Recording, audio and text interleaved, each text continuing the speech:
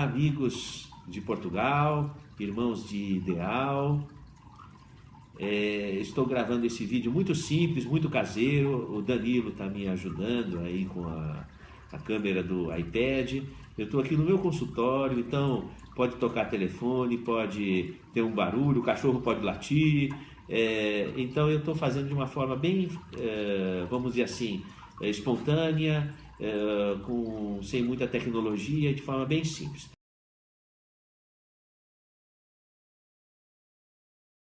Meu objetivo de visita a Portugal é criar elos de amizade, fraternidade e braços que possamos estar unidos na realização do ideal de espiritualidade em benefício de uma humanidade justa e fraterna.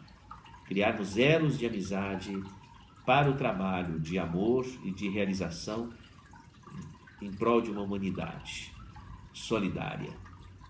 Então, o meu objetivo é esse, assim, lato sensu.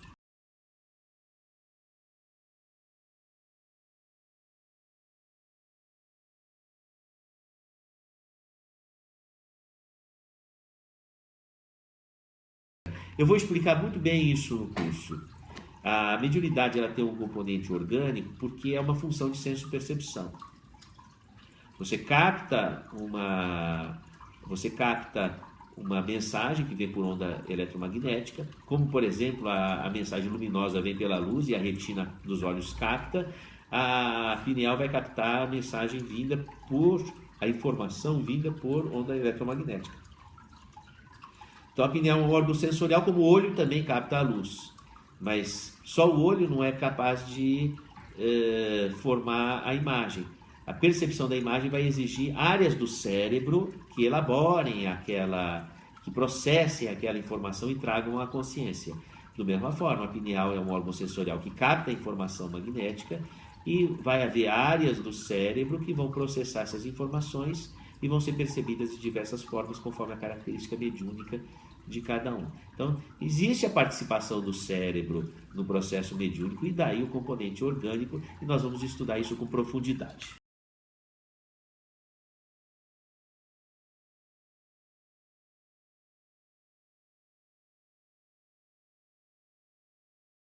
Não há uma relação entre maior quantidade de cristal e maior mediunidade. Não é exatamente isso, porque há pessoas que não têm os cristais e têm uma mediunidade expressiva. O que acontece é que, na nossa observação, tá, falando de uma forma muito simplificada, porque há uma análise combinatória de fatores aí que podem modificar o contexto, quando há presença de cristais de apatita, a tendência é haver uma dominância do fenômeno mediúnico de incorporação, porque o cristal sequestra o campo magnético. Como o rádio sequestra o campo e você tem o radialista falando no rádio, não é? Então, esse é o caso do tipo de mediunidade, as mediunidades de incorporação. Agora, os estados de transe, os fenômenos mediúnicos, entre aspas, anímicos, não é? Que a pessoa sai do corpo e tem um contato com a espiritualidade através de clarividência, clareaudiência, de percepções extrasensoriais. Nesses casos, a pessoa apresenta um padrão mediúnico diferente, em que a pineal não tem os cristais de apatita no volume que apareça na tomografia. E, no entanto, a pessoa pode ter uma intensa mediunidade de desdobramento com fenômenos magnéticos e fenômenos perceptivos e não tem os cristais. Então, o cristal ele não indica a força da mediunidade, ele vai indicar a característica do perfil de senso-percepção, o perfil mediúnico, a dominância do fenômeno. Isso nós vamos precisar estudar com mais profundidade. Em poucas palavras, não se resume a complexidade do assunto.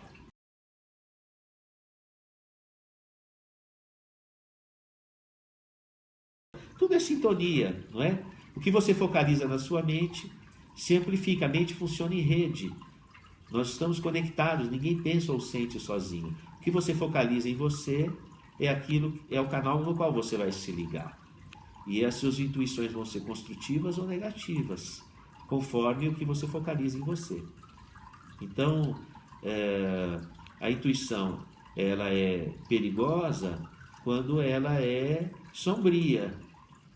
Agora, ela é construtiva quando ela é positiva, ela está em sintonia com a solidariedade, com o amor, com a construção, com a criação saudável. Então, enfim.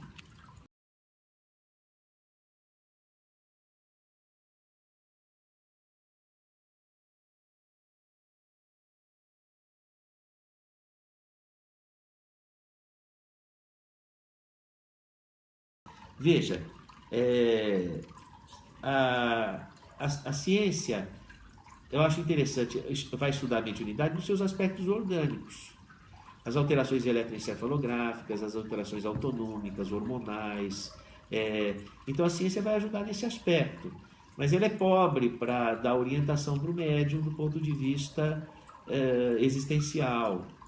Aí a filosofia, a axiologia, os valores morais, o desenvolvimento moral, o desenvolvimento da pessoa, questões vivenciais que não se aprende estudando, que se aprende vivendo, tudo isso entra em jogo, as ações da pessoa nos atos de caridade, de bondade, esse exercício dessa ação da bondade, isso não é ciência, isso daí é prática da vida, não é? Então a ciência tem um limite dela, e vai ser boa, como eu disse, para ver os exames e analisar com recursos as alterações autonômicas, etc.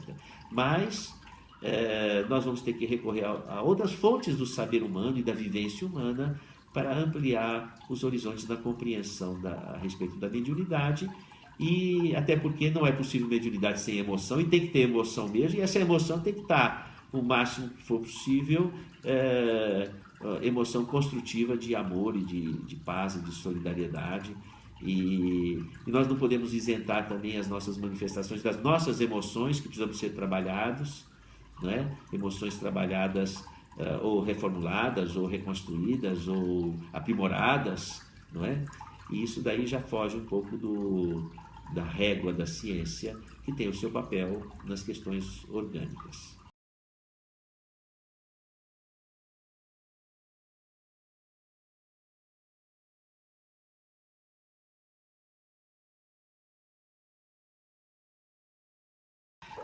Veja, a pineal é uma parte do cérebro. A memória está na alma, está no espírito, não é? Então, agora, como a pineal ela é um relógio, não é? Eu acho o seguinte, quando você fala de memória, você está falando de localização de um fato ou de uma circunstância no tempo. Aí eu acho que transita pela pineal na regulagem do relógio, para você ter a percepção de que aquilo aconteceu no passado, ou que aquilo pode acontecer no futuro. Então, esse elemento que envolve uma noção do relógio, não é? Eu acho que já envolve a glândula pineal. Então, a glândula pineal estaria relacionada à memória, em tese, na medida em que ela é um órgão cronobiológico e ela permite que você se localize no presente e possa trazer referências do que foi o passado e do que o que pode vir a ser o futuro.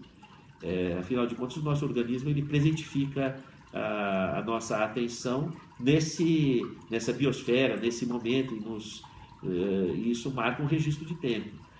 O que foi o passado, o que é chamado de passado, tem a sua referência no que nós estamos vivendo aqui no presente. Então, nós precisamos de um órgão sensorial para trazer essa ideia de presentificação. A pineal, eu acho que exerce essa função. Acho que o assunto ficou meio complicado, né? Porque é difícil falar em poucas palavras um assunto tão complexo.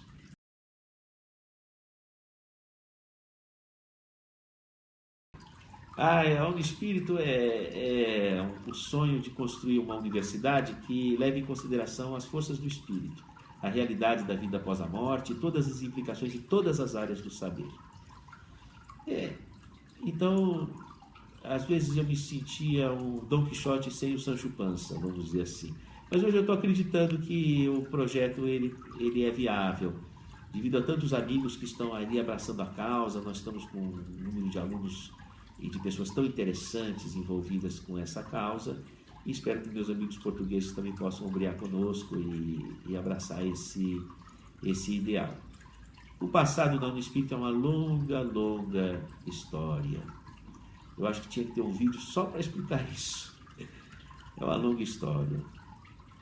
Isso remonta à minha passagem na Universidade de São Paulo, tudo que nós passamos ali para instalar a espiritualidade na universidade, nos 30 anos, nesses 30 anos aí de medicina, 35 anos de presença na Universidade de São Paulo, e enfim, é uma longa história o passado da Unispírito.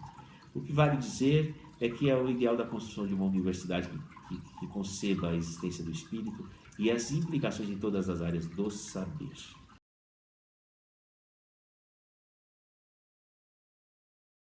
Na verdade, eu não sei se a Unispírito está de fato implantada aqui no Brasil, porque nós temos muito a construir. Nós temos pontos de base com os quais nós estamos trabalhando, porque a Unispírito, a ideia é que seja uma universidade para capacitar pessoas para projetos de ação social. Então é diferente do modus operandi das outras universidades.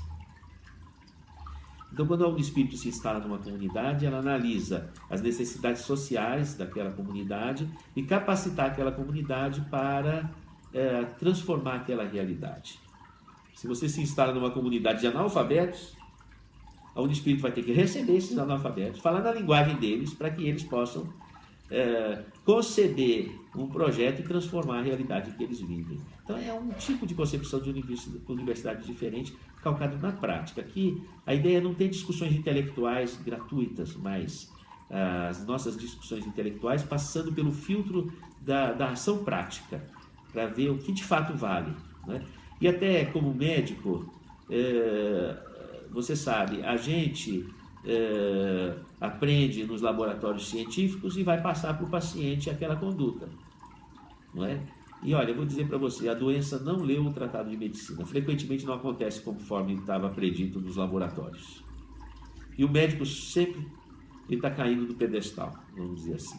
Quando ele está atendendo um paciente, o seu saber está sendo colocado em xeque, ele vai ter que adaptar o seu saber para a realidade daquele paciente, é uma outra realidade, e ele vai ter que aprender de novo, em cima daquela base, a construir um novo caminho. Então eu aprendi como médico sempre a me destituir das razões do saber e entender que eu estou sempre sendo um aprendiz. Quando a gente age na prática, a gente sempre é um aprendiz. Caem os títulos. O que adianta ser um professor doutor com todas as titulações, com o prêmio Nobel, se você não resolve a dor do teu paciente? Não adianta nada. Então, sempre a atividade prática, ela tira a gente do pedestal. E a Unispírito tem a proposta de ação prática, saber para a ação prática. Eu entendo o seguinte, a inteligência só se torna lúcida quando o saber é utilizado para a realização concreta do bem. Aí a inteligência se ilumina. Senão, não. Senão é só discussão teórica sem valor.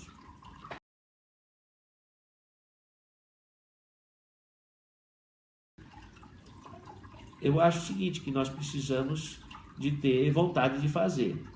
E Portugal, nossa, seria uma realização sem tamanho a participação de Portugal na estruturação desse projeto. Eu até vou dizer para você assim um segredo, não é? Que o mentor do projeto Unispírito foi o infante Dom Henrique, que em espírito nos orientou a implantação desta universidade nos países por onde transitaram os navegadores da Escola de Sagres, na Ilha Espanhola, no Brasil, na África, na Indonésia, normalmente a Timor-Leste, Macau, na China. É nesses locais que nós pretendemos, por orientação da Escola de Sagres, dos espíritos, orientados por infante Dom Henrique, é que nós estamos trabalhando. E, naturalmente,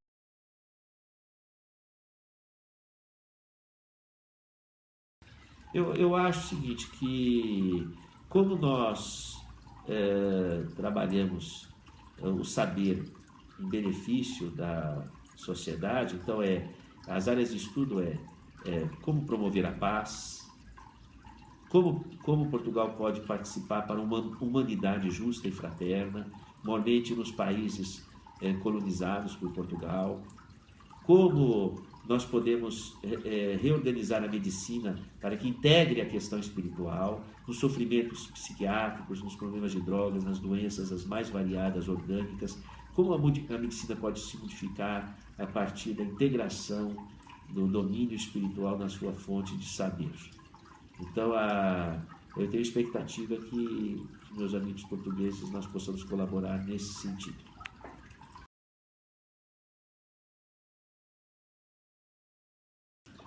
Sim, nós temos projetos, assim, prevenção de suicídio, porque nós estamos com um suicídio a cada 45 segundos no mundo, no Brasil é um suicídio a cada 25 minutos. Um programa de álcool e drogas, que nós temos um modelo de compreensão neurofisiológico a respeito do álcool e drogas, que propomos um programa baseado nesse modelo, que é produto de nossas pesquisas, envolve todo esse substrato anatômico da pineal e suas relações com o cérebro. É muito interessante, isso é uma outra questão a ser discutida em profundidade.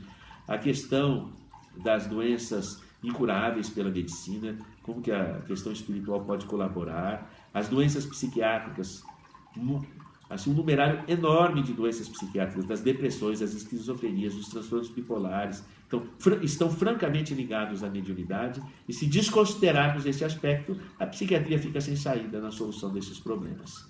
E aí nós resgatamos do Código Internacional de Doenças o item F44.3, da Organização Mundial de Saúde, que fala de estados de transe e possessão. A medicina já entrou nesse campo. É que os médicos precisam se alertar para isso e aprofundar suas pesquisas. Essa é a nossa proposta. São muitos projetos que Portugal pode se envolver. E até vou dizer o seguinte, né, para navegarmos por mares nunca dantes navegados.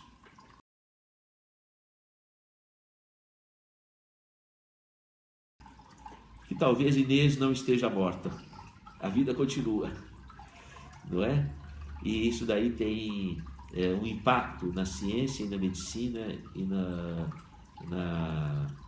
condução das obras sociais, que nós precisamos reavaliar diante da modernidade e até da realidade pelo qual o nosso planeta está passando. Não é? Se Portugal tinha fronteiras em todo o planeta, do ponto de vista territorial, é hora de Portugal pensar em expandir suas fronteiras por outras dimensões. E talvez esse seja um novo destino do povo português, que tem a sua cultura firmemente ampliada num país gigantesco como é o Brasil. Também nós temos a nossa querida Angola, também, que hoje há paz em Angola, e nós temos débitos para com os nossos irmãos angolanos.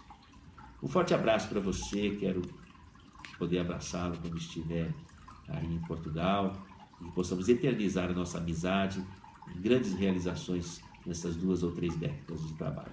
Até breve.